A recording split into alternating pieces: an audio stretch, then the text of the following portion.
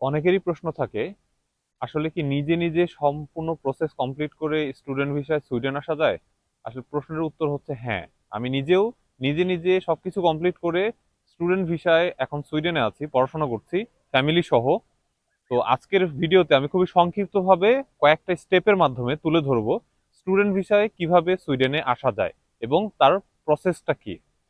তো প্রথম প্রসেস, আমি যদি সরাসরি প্রসেসে চলে যাই, প্রথম প্রসেস হচ্ছে ডকুমেন্ট কালেকশন।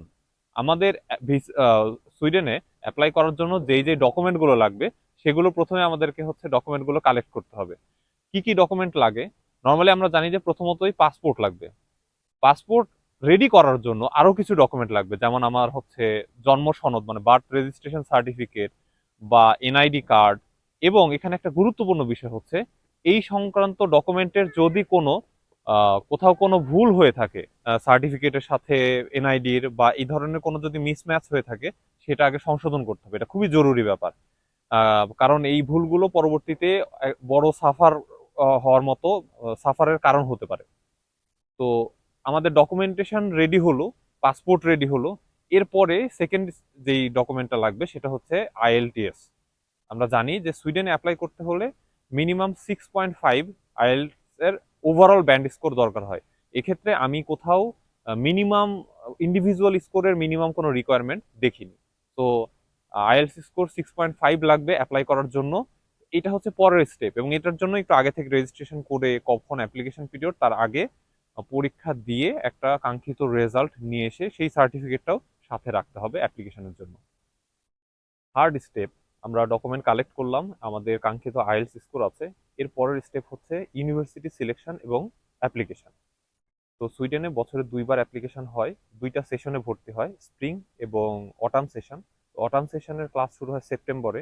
তো এইটা অনুযায়ী একটা ওয়েবসাইট, সেন্ট্রাল ওয়েবসাইটের মাধ্যমে সম্পূর্ণ ইউনিভার্সিটি অ্যাডমিশন প্রসেসটা সুইডেনে কন্ট্রোল করা হয়। সেটার ওয়েবসাইটের অ্যাড্রেস হচ্ছে universityadmission.se। তো এই ওয়েবসাইটে যে প্রথমেই আপনার ব্যাচেলরের ব্যাকগ্রাউন্ড অনুযায়ী এবং পছন্দের কোর্সটা সিলেক্ট করতে হবে, সার্চ করে বের করতে হবে। এই ওয়েবসাইটে সমস্ত ইউনিভার্সিটির ডিটেলটা দেওয়া আছে। আহ, কোন ইউনিভার্সিটিতে আপনার পছন্দের সাবজেক্টটা পড়ানো হয় এবং হচ্ছে সেটা কত ক্রেডিটের, 120 না 60, সেগুলো সব ডিটেল দেওয়া আছে। এবং ইউনিভার্সিটির ওয়েবসাইটে যে আপনার একটা অ্যাকাউন্ট তৈরি করে, ইমেল অ্যাড্রেস দিয়ে অ্যাকাউন্ট তৈরি করে আপনার পুরা ইউনিভার্সিটি সার্চ দিয়ে বের করতে হবে যে কোনটা হচ্ছে আপনার পছন্দের সাবজেক্ট। তো সেই ইউনিভার্সিটি খুঁজে বের করে আপনার সেখানে দেখতে হবে যে ওই জায়গায় অ্যাপ্লিকেশনের জন্য আর কি কি ডকুমেন্ট লাগবে। তাহলে থার্ড স্টেপের কথা বললাম, ইউনিভার্সিটি সিলেকশন এবং অ্যাপ্লিকেশন। আমাদের হচ্ছে অ্যাপ্লিকেশন, আমরা পছন্দের কোর্স সিলেক্ট করে ফেলেছি এবং হচ্ছে অ্যাপ্লিকেশন করে দিলাম। তো অ্যাপ্লিকেশন করার আগে আসলে আরেকটা স্টেপ আছে, সেটা হচ্ছে যেই ডকুমেন্টগুলো লাগে অ্যাপ্লিকেশনের ক্ষেত্রে। আমি যেমন আগে বললাম, এসওপি লাগতে পারে, মানে স্টেটমেন্ট অফ পারপাস লাগতে পারে, মোটিভেশন লেটার লাগতে পারে। তো সেই ব্যাপারগুলো হচ্ছে রেডি করা এবং সেগুলো একটু আগে থেকে ঠিক করে নেওয়া যে কার কাছ থেকে রেফারেন্স নেওয়া হবে বা মোটিভেশন লেটার বা কিভাবে ঠিক করা হবে। এই স্টেপটা কমপ্লিট করে দেন অ্যাপ্লিকেশন করা, এবং অ্যাপ্লিকেশনের পরে যেটা করতে হয় যে অ্যাপ্লিকেশন ফি আছে একটা, সেই অ্যাপ্লিকেশন ফিটা ব্যাংক ট্রান্সফারের মাধ্যমে বাংলাদেশ থেকে পাঠিয়ে দিতে হবে সুইডেনের ইউনিভার্সিটিতে। ওকে, নেক্সট স্টেপে আমরা যখন অ্যাপ্লিকেশনটা সাবমিট করা হবে, এরপরে সুইডেনে আরেকটা কাজ করতে হয়, সেটা হচ্ছে বাংলাদেশ থেকে ইউনিভার্সিটি থেকে আমাদের যেই ইউনিভার্সিটি সার্টিফিকেট থাকবে ব্যাচেলরের, সেটা ইউনিভার্সিটি থেকে অ্যাটেস্টেড করে সুইডেনে সরাসরি কুরিয়ারের মাধ্যমে পাঠাতে হয়। এখানেও আরেকটা গুরুত্বপূর্ণ বিষয় হচ্ছে যে এই পাঠানোর ক্ষেত্রে প্রেরকের ঠিকানা, ফর্মটা হচ্ছে অবশ্যই বাংলাদেশের যে ইউনিভার্সিটিতে আপনি পড়াশোনা করেছেন সেখান থেকে হতে হবে। ইউনিভার্সিটির নিজস্ব খামে, সেটা সিলড অবস্থায় এটা প্রোগ্রাম অফিসে বা হচ্ছে ইউনিভার্সিটির যেই কি আছে সার্টিফিকেট দেওয়া হয় যে অফিস থেকে, আমি নামটা ভুলে গেলাম এখন। তো সেই অফিসে যে বললে যে আমি হচ্ছে সুইডেনে আমার অ্যাটেস্টেড কপি, আমার সার্টিফিকেট এবং ডকুমেন্টের অ্যাটেস্টেড কপি পাঠাবো, তারা সার্টিফিকেট বা মার্কশিট যেটা যেটা লাগবে সেটার অ্যাটেস্টেড কপি তার ইউনিভার্সিটির খামে সিলড অবস্থায় ডিএইচএল এর মাধ্যমে ইউনিভার্সিটির ঠিকানা দিয়ে সুইডেনে পাঠিয়ে দিতে হবে। সেটারও একটা ডেডলাইন থাকে, ওয়েবসাইটে দেওয়া আছে। সেই ওয়েবসাইটে সেই ডেডলাইনটা দেখতে হবে যে কত তারিখের মধ্যে পাঠাতে হবে। তো সেটা একটু আগে থেকেই কুরিয়ারের মাধ্যমে ডকুমেন্টটা পাঠিয়ে দিতে হবে যেন সুইডেনে সেটা ফিজিক্যালি পৌঁছে যায়।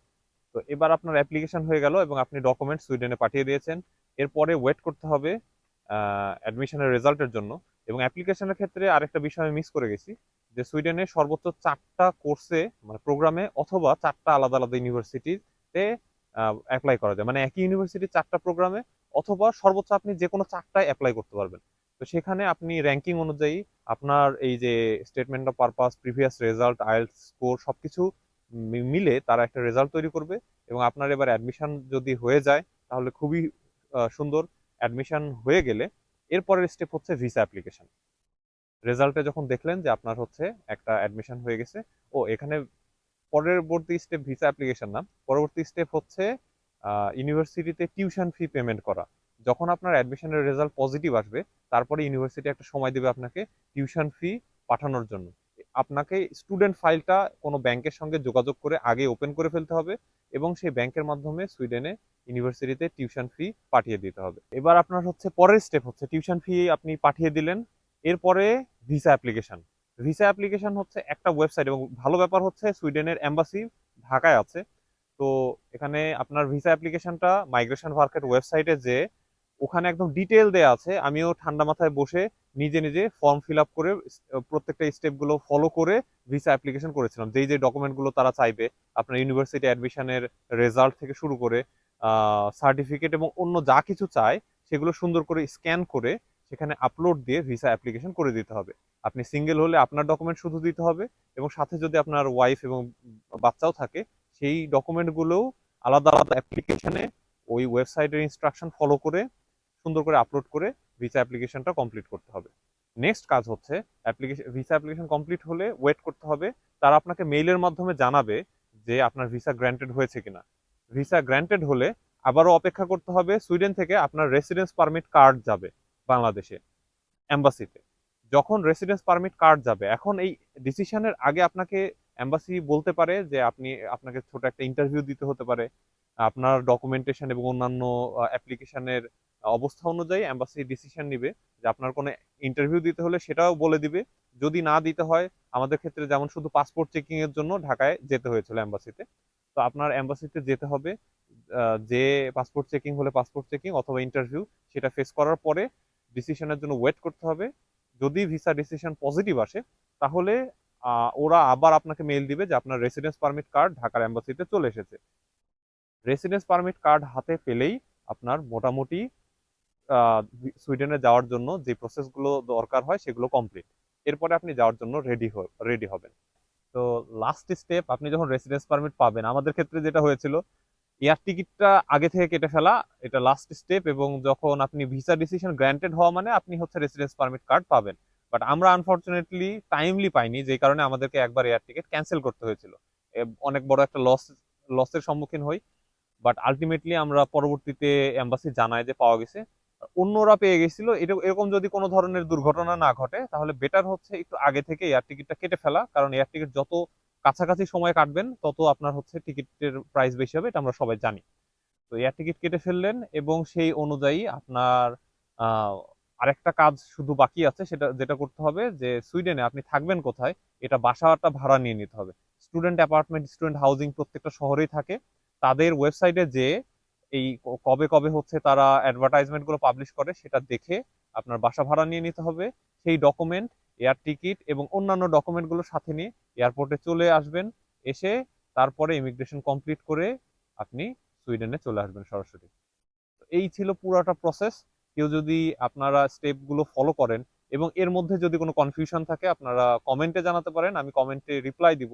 কারণ আমি চাচ্ছি যে বিশেষ করে রাজশাহী বা অন্যান্য অঞ্চলের স্টুডেন্ট, বরেন্দ্র ইউনিভার্সিটির স্টুডেন্টরা যারা আমাকে কয়েকজন নক দিয়েছে, যারা হচ্ছে বাইরে আসতে চায় বা পড়াশোনার ব্যাপারগুলো স্টেপগুলো কি, তো ট্রাস্ট মি যে এটা নিজে নিজেই কমপ্লিট করা যায়, কোনো এজেন্সির দরকার হয় না এবং পুরো প্রসেস আপনি খুব সহজেই করতে পারবেন। জাস্ট স্টেপগুলো ধরে ধরে স্টেপ ফলো করে প্রসেসটা কমপ্লিট করতে হবে। আপনি নিজে নিজেই সুইডেনে আপনার ফ্যামিলি সহ অথবা আপনি একা চলে এসে পড়াশোনা শুরু করতে পারবেন। তো সুইডেনে দেখা হচ্ছে সবার সাথে। Thank you.